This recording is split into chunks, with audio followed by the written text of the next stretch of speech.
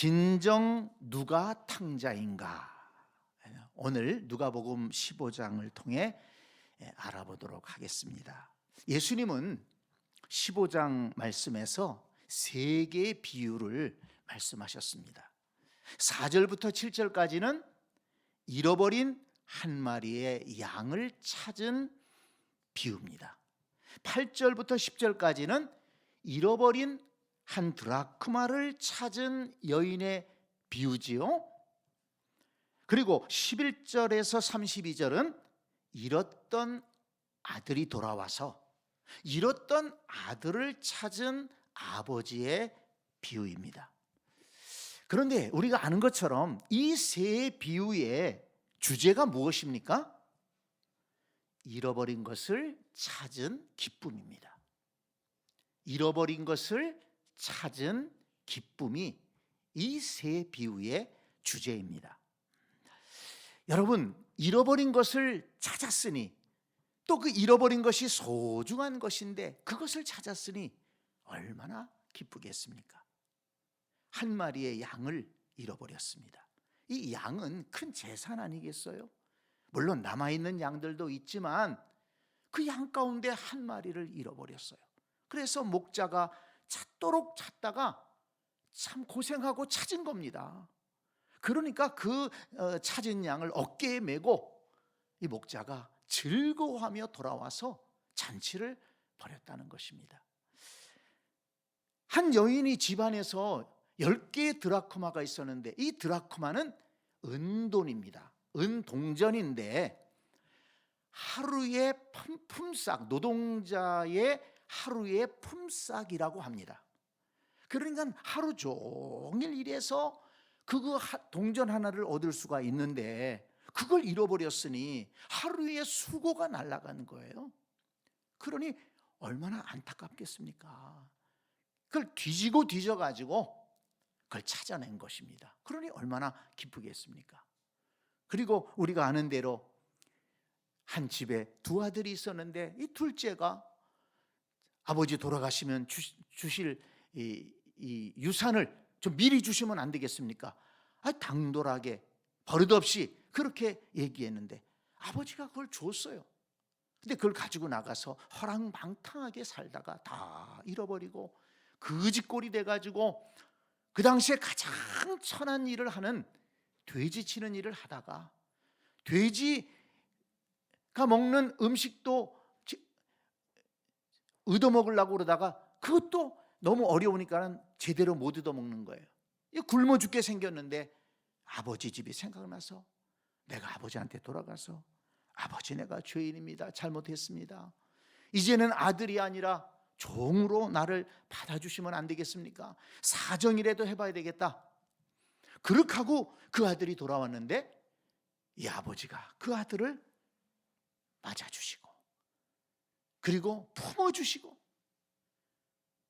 그리고 그 아들을 여전히 사랑하시고 너무 기뻐하고 그 아들이 돌아온 것만으로도 기뻐서 잔치를 벌였다는 것 아니겠습니까?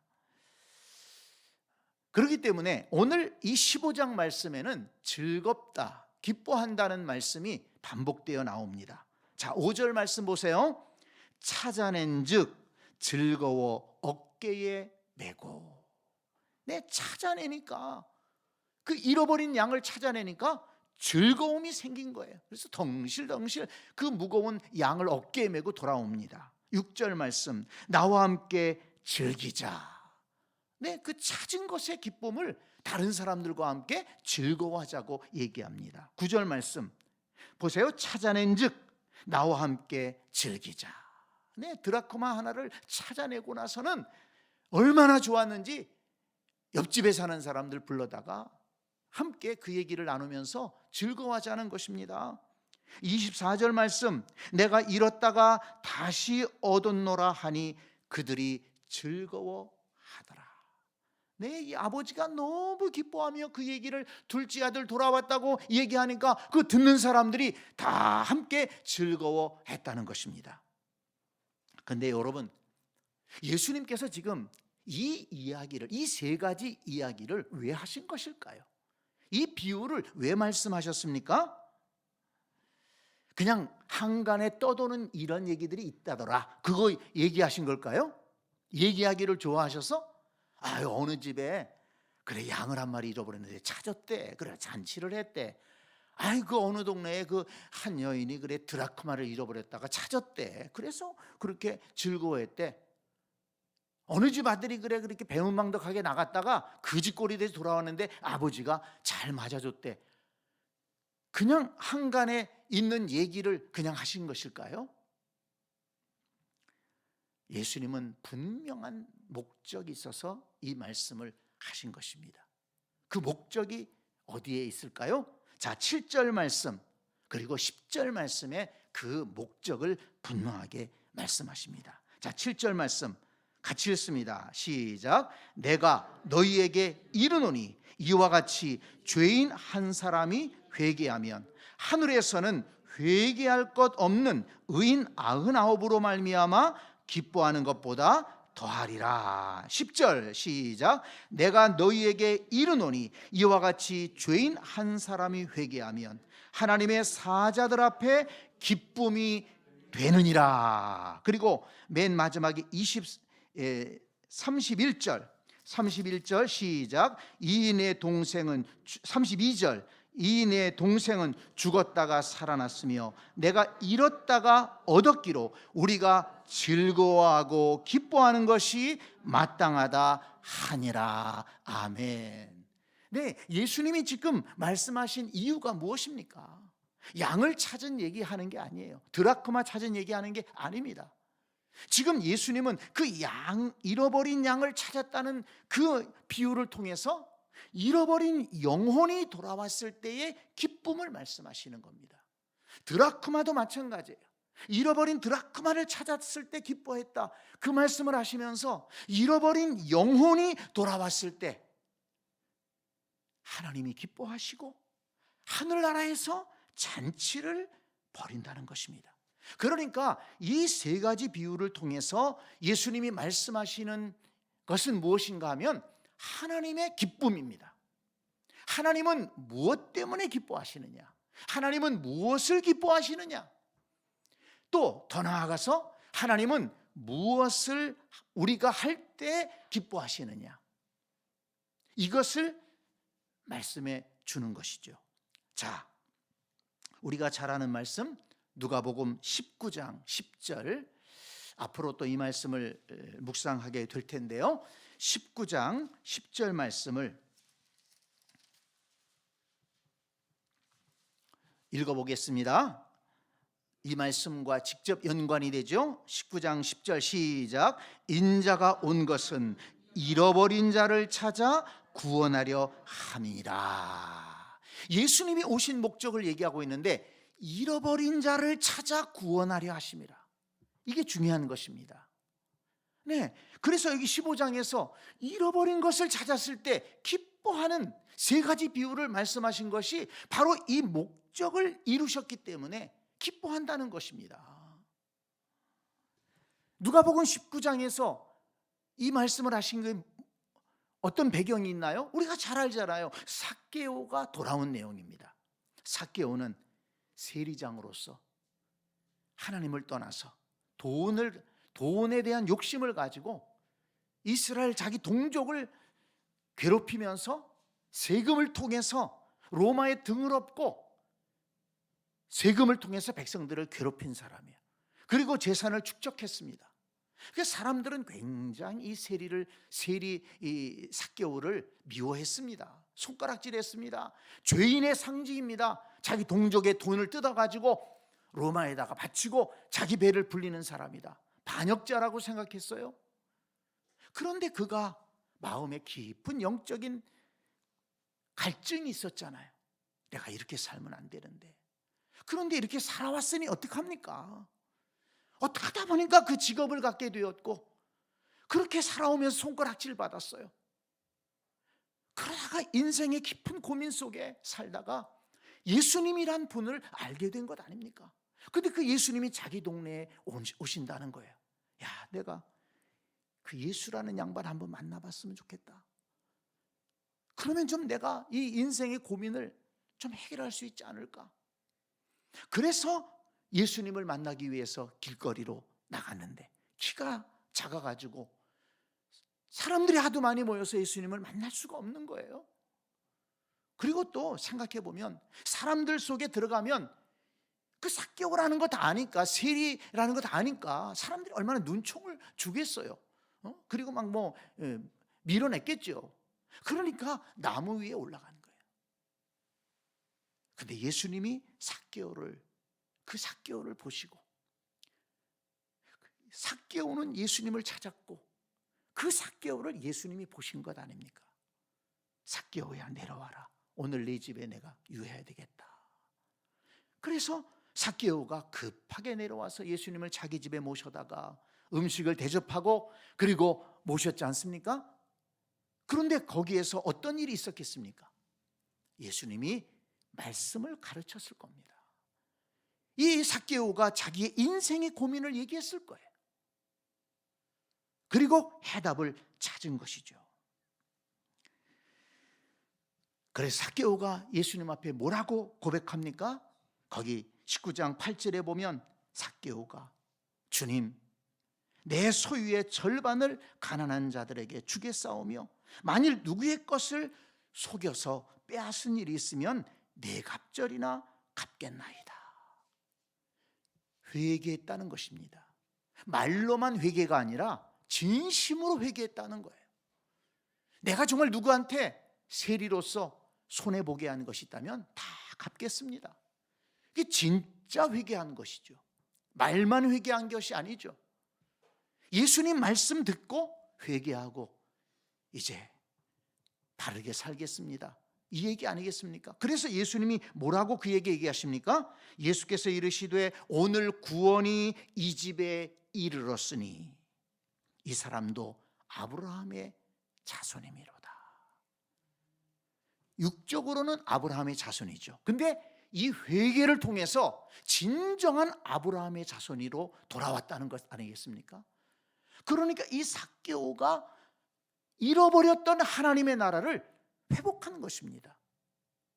잃어버렸던 하나님의 백성, 이 삭개오를 찾은 것입니다.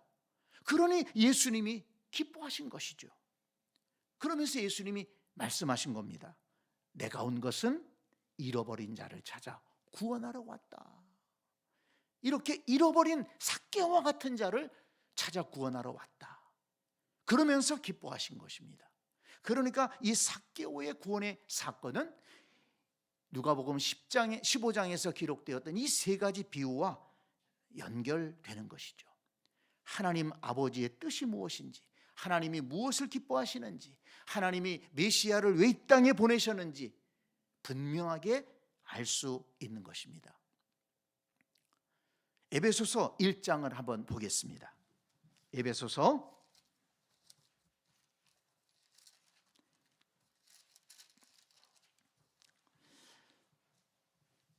1장에서 1장 3절부터 보면 바울은 하나님을 찬송하면서 기뻐합니다. 자, 한번 말씀을 읽어보죠.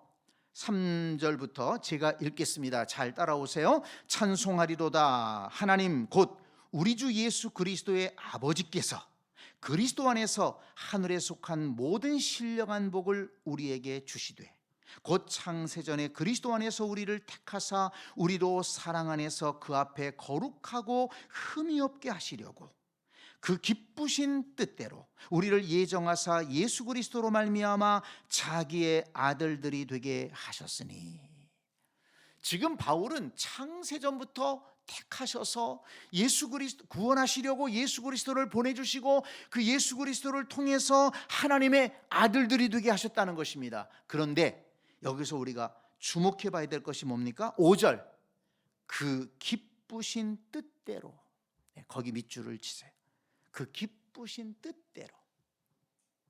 하나님이 기뻐하시는 뜻이 뭐냐는 거예요.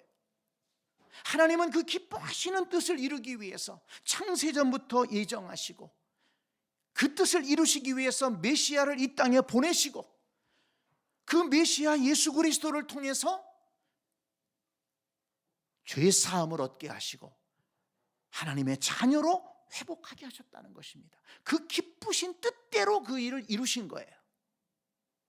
하나님이 무엇을 기뻐하시는가를 알 수 있지 않습니까?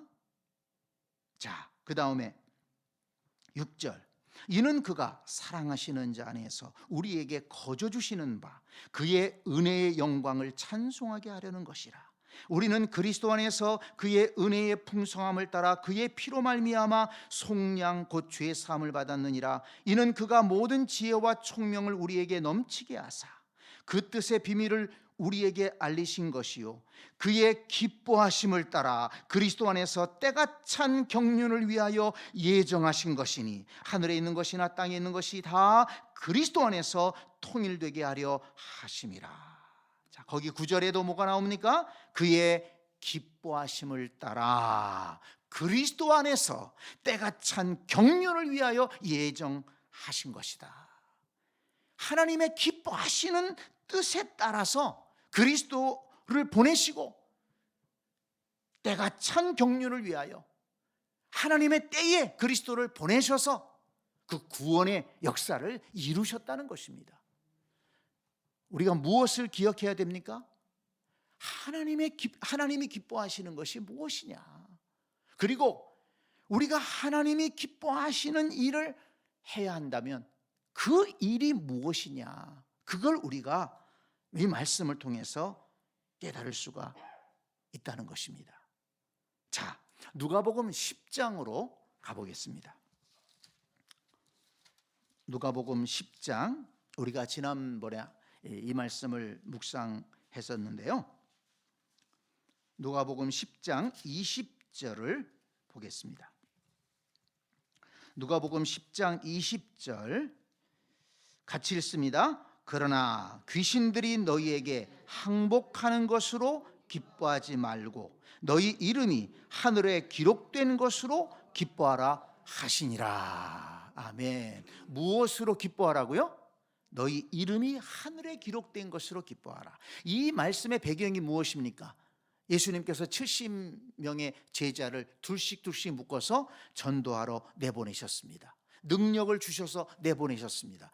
그들이 나가서 전도하고 돌아와서 보고하죠. 뭐라고 보고합니까? 아, 예수님, 우리가 주의 이름으로 명했더니 귀신들이 떠나갔습니다. 병든 자들의 병이 나았습니다. 놀라운 역사들이 일어났습니다. 이렇게 막 자랑스럽게 보고를 한 것입니다. 그 보고를 들으시고 예수님이 말씀한 거예요. 귀신이 떠나간 것, 병자가 나은 것, 그런 기적이 일어난 것으로 기뻐하지 말아라. 그 얼마나 소중한 것입니까? 그렇지만 그것으로 기뻐하지 말라는 거예요. 너희 이름이 하늘에 기록된 것으로 기뻐해라. 무슨 뜻입니까? 그 귀신이 떠나간 것, 병든 자들이 나은 것, 그런 기적의 역사를 통해서 그들이 하나님께로 돌아오고 하나님이 기뻐하셨을 것 아닙니까?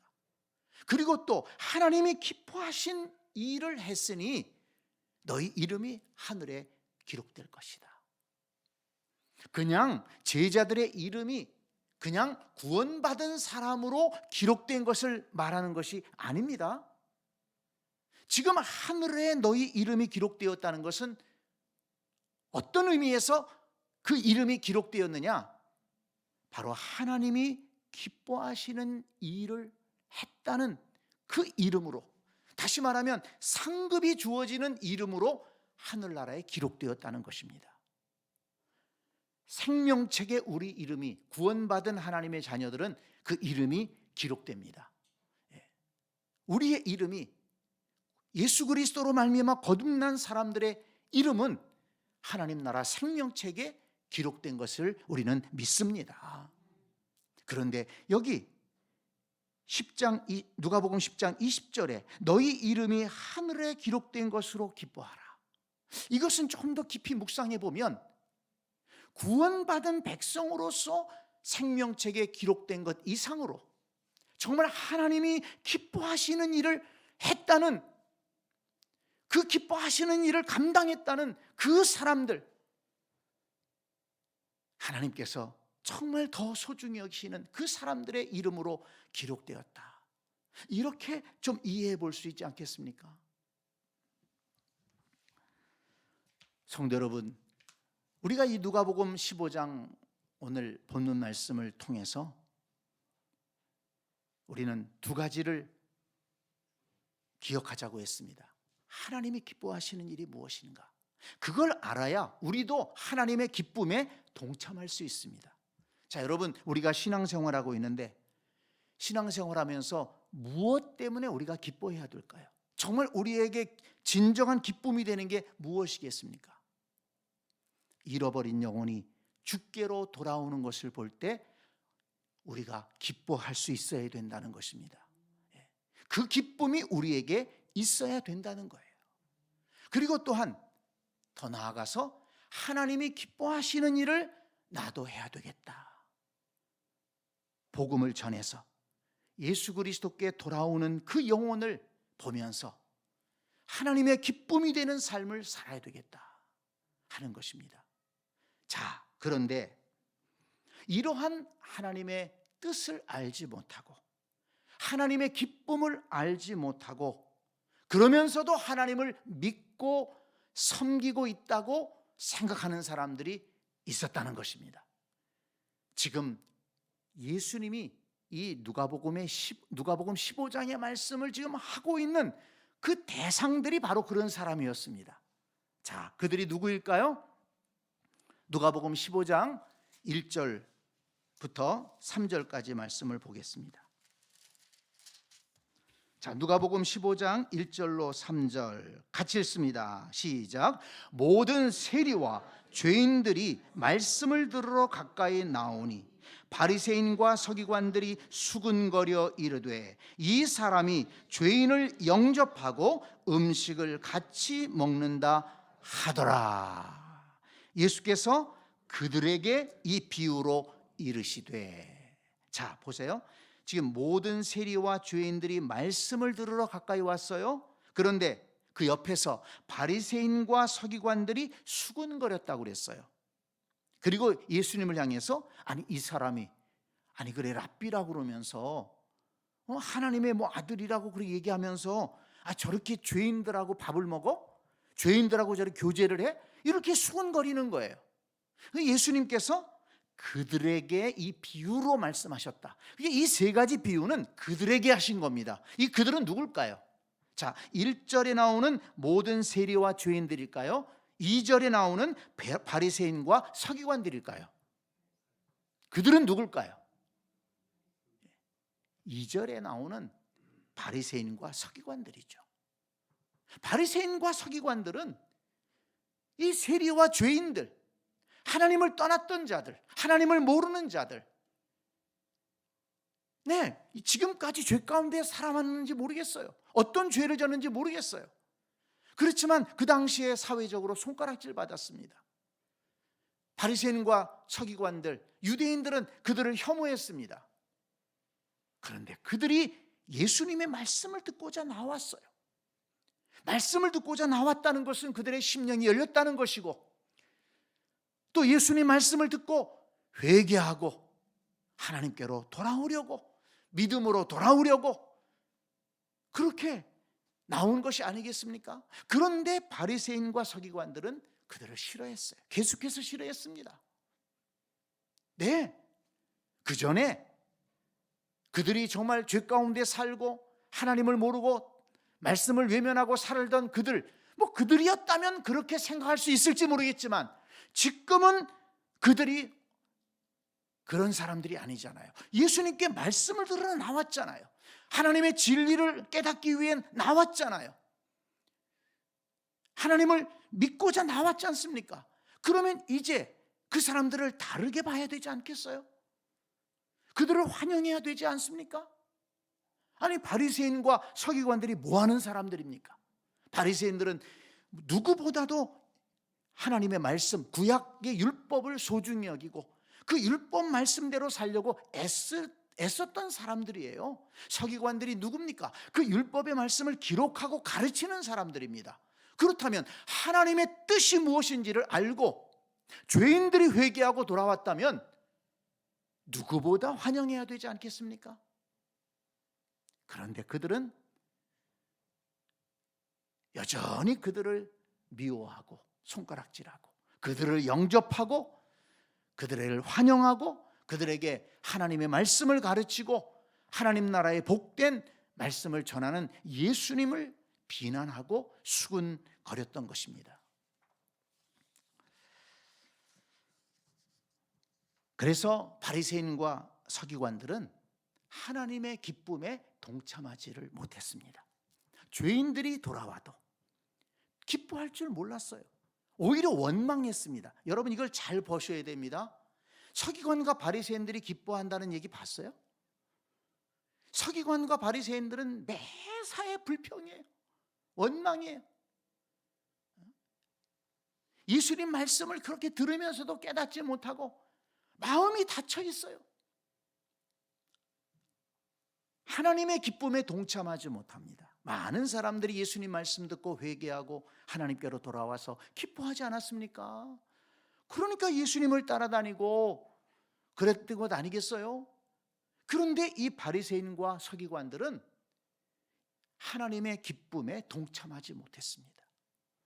여러분 오늘날 우리도 신앙생활하면서 왜 기뻐하지 못하느냐 하면 진정으로 하나님의 뜻을 깨닫지 못하고 내가 가지고 있는 어떤 선입관, 잘못된 내 고집된 생각 때문에 내 마음의 문이 닫혀서 기뻐할 것을 보고도 기뻐하지 못하고 감사할 것을 보고도 감사하지 못한다는 것입니다. 여러분 신앙생활하면서 기쁨을 잃어버렸다면, 감사를 잃어버렸다면 한번 우리 마음을 잘 생각해 보시기 바랍니다. 하나님이 무엇을 원하시는가? 하나님의 뜻과 하나님의 은혜를 생각한다면 우리가 기뻐할 수 있는 것입니다. 성경 말씀에서 우리 그리스도인들, 하나님의 백성들이 기뻐해야 된다라는 것을 말씀할 때 중요한 것이 무엇입니까? 가장 기본적이고 핵심적인 기쁨이 무엇인가요? 자, 시편 14편 7절 말씀을 보겠습니다.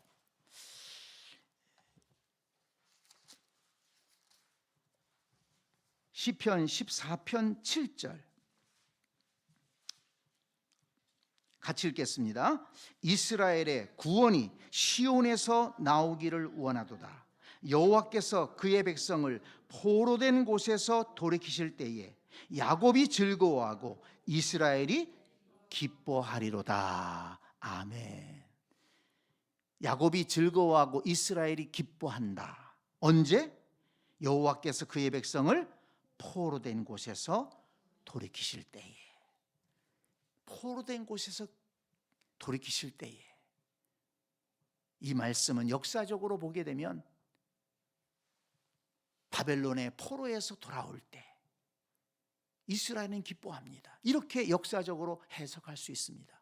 그러나 여러분, 이 말씀은 우리가 영적으로 신약의 관점에서 보면 죄의 노예에서, 죄의 포로된 자리에서 돌아올 때 기뻐하고 즐거워하는 것입니다. 육신의 노예에서 해방되는 것도 기쁘지만 영원히 죽을 수밖에 없는 이 죄의 노예 상태에서 해방되고 자유를 얻는다는 것, 그것만큼 더 즐거워하고 기뻐할 일이 어디 있겠습니까? 그래서 우리 그리스도인들에게 진정한 기쁨은 예수 그리스도를 영접한 기쁨이요, 예수 그리스도 안에서 죄 사함을 받은 기쁨이요, 예수 그리스도 안에서 자유자가 된 기쁨이요, 예수 그리스도 안에서 하나님의 자녀가 된 기쁨인 줄 믿습니다. 저와 여러분들 속에 이 기쁨이 있게 되기를 간절히 축원합니다. 이 기쁨으로 기뻐하고 이 은혜로 즐거워하는 성도는 신앙생활하면서 기쁨으로 찬송하고 기쁨으로 예배하고 기쁨으로 말씀 듣고 기쁨으로 신앙생활할 수 있게 되는 것입니다. 이 기쁨을 붙잡지 못하면 다른 것 때문에 자꾸 기쁨을 잃어버리게 돼요. 다윗이 뭐라고 기도했습니까? 구원의 즐거움을 회복시켜 주시며, 구원의 즐거움이 회복될 수 있기를 바랍니다. 네. 시편 35편 9절을 보니까 내 영혼이 여호와를 즐거워하며 그의 구원을 기뻐하리로다. 하나님을 즐거워한다. 왜? 하나님이 나를 구원하셨기 때문에. 이 기쁨이 우리 그리스도인들에게 있어야 하는 것입니다. 그런데 바리새인들과 서기관들은 율법을 안다고 하면서도, 율법을 지킨다고 하면서도 하나님의 뜻을 알지 못했어요.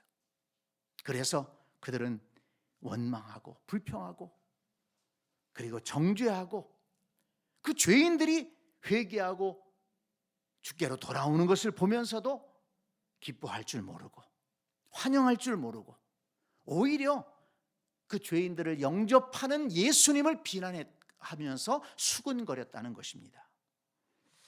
자, 여러분, 오늘 예수님의 세 가지 비유 중에 세 번째 비유는 돌아온 탕자의 비유죠. 둘째 아들이 아버지를 버리고 나가서 허랑방탕하게 재산 다 날려버리고 고생하다가 거지꼴이 되어 죽지 못해 돌아왔습니다. 근데 여러분 보세요. 그 아들이 돌아왔을 때 그는 정말 아버지 곁을 떠난 것을 후회했습니다. 정말 아버지 곁에 있었다면 내가 이렇게 살지 않을 텐데, 내가 실수했구나, 잘못했구나, 아버지께 용서를 구하자. 그리고 돌아왔습니다. 그러자 어떤 일이 일어났습니까? 아버지는 그를 맞아주었습니다. 그 아버지에게는 그가 아들이 아닌 적이 없었어요. 그를 품어주었습니다. 깨끗이 씻어주었습니다. 아들의 옷을 입히고 아들의 반지를 끼워주었습니다. 그리고 큰 잔치를 베풀어 주었습니다. 이전의 삶은 얘기를 하지 않아요. 그가 얼마를 까먹었든지 그거 얘기하지 않아요. 왜? 하나님 아버지시니까. 하나님 아버지의 사랑이 있기 때문에 그 아들이 잘못한 것에 대해서 얘기하지 않아요.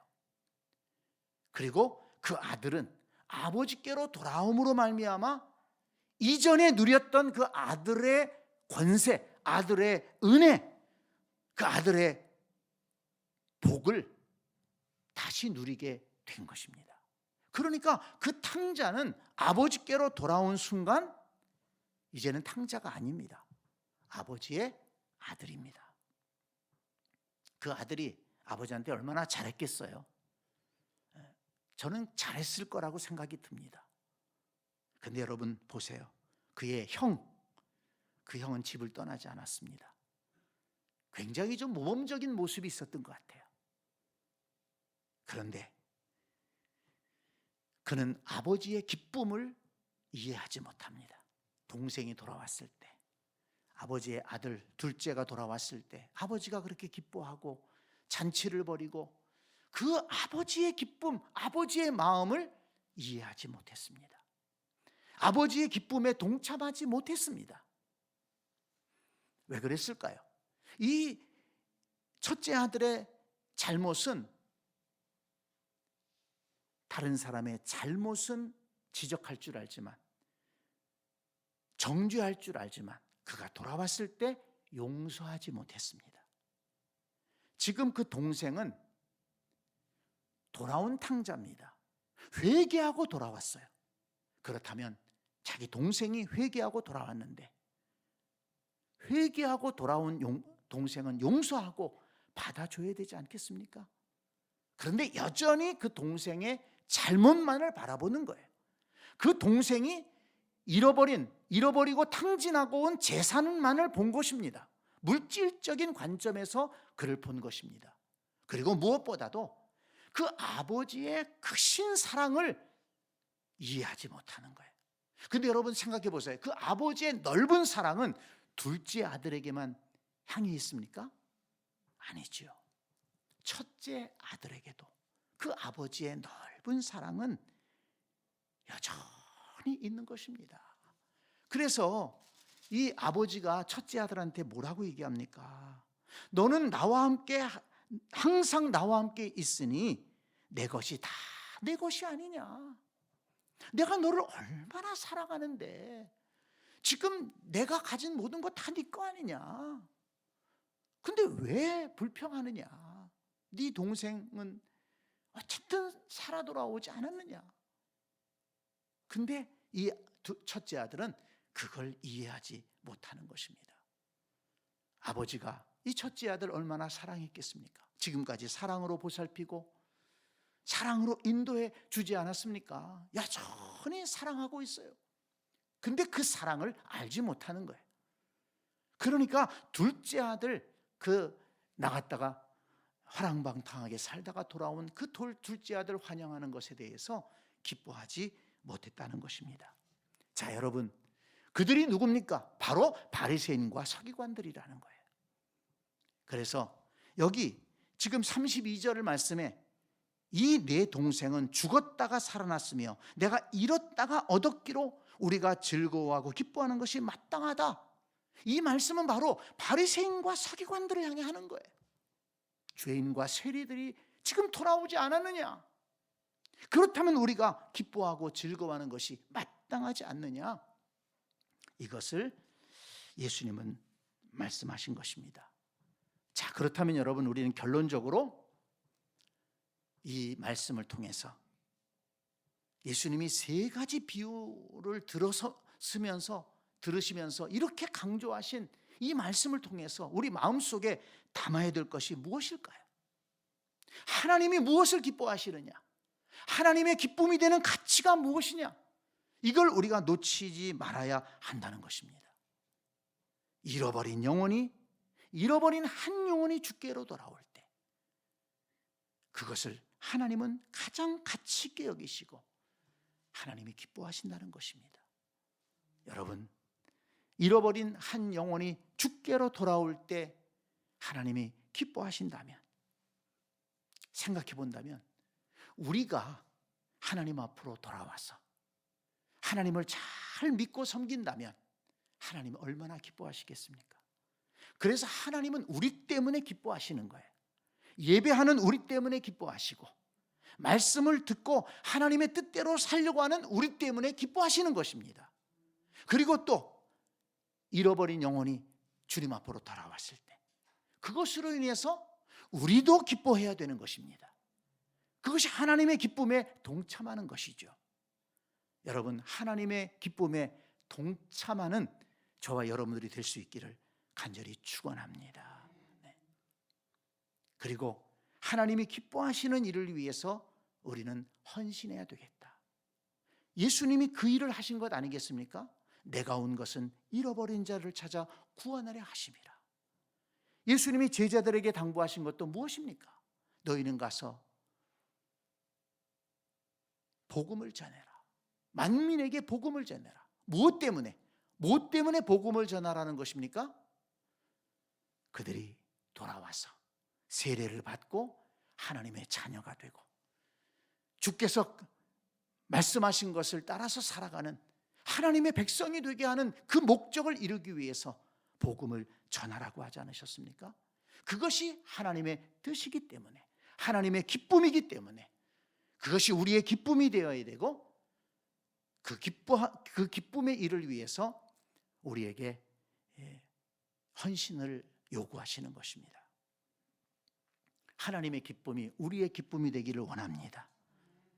그리고 그 기뻐하는 일이 우리 교회에 많이 있게 되기를 원합니다. 또 그 기쁨의 일을 위해서 우리 모두가 헌신할 수 있기를 원합니다. 그래서 주 안에서 참된 기쁨으로 잃어버린 영혼이 주님께로 돌아오는 그 기쁨을 함께 누릴 수 있는 우리 모두가 될 수 있기를 간절히 축복합니다. 아멘.